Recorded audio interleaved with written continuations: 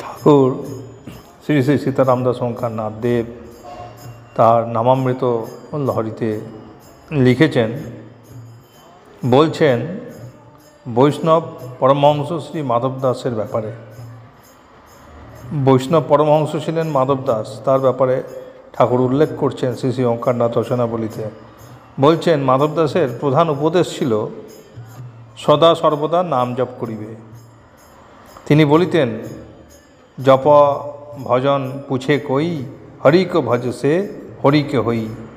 প্রারব্ধ কর্মভোগ অবশ্যম্ভাবী, প্রারব্ধ কর্মভোগ অবশ্যম্ভাবী, তাহার ভোগ ভিন্ন, তাহার ক্ষয় হয় না।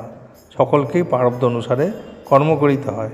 তিনি সদাই বলিতেন যে হরের নাম হরের নাম হরের নাম করবে, হরের নাম হইব হরের নাম হইব হরের নাম হইব কেবলম, কলৌ নস্তব নস্তব নস্তব গতিরন্যথা।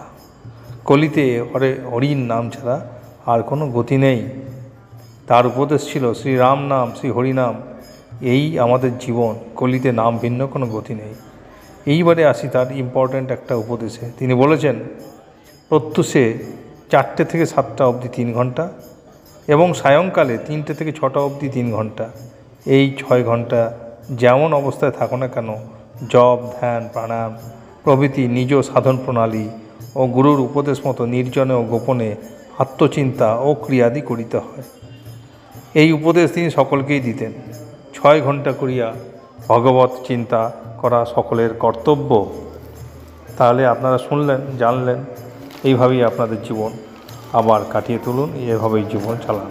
হরে কৃষ্ণ কৃষ্ণ কৃষ্ণ কৃষ্ণ হরে হরে, হরে রাম রাম রাম হরে হরে।